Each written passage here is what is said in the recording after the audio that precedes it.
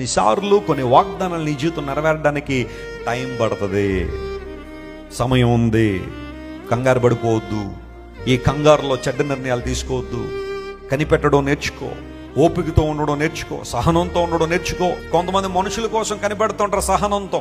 We wait for certain things in our lives, but the Bible says, can you wait upon God by faith?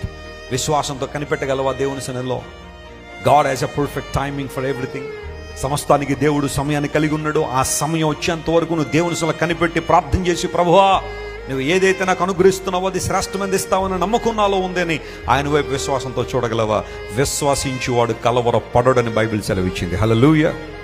అందరూ చెప్పండి, మీకు మీరు చెప్పుకోండి, I'm blood bat అని చెప్పండి. ఒక మాట, నేను రక్తం పెట్టి కొనబడ్డానని చెప్పండి. ఆ రక్తాన్ని ఎవరిచ్చారు చెప్పండి? యేసయ్య.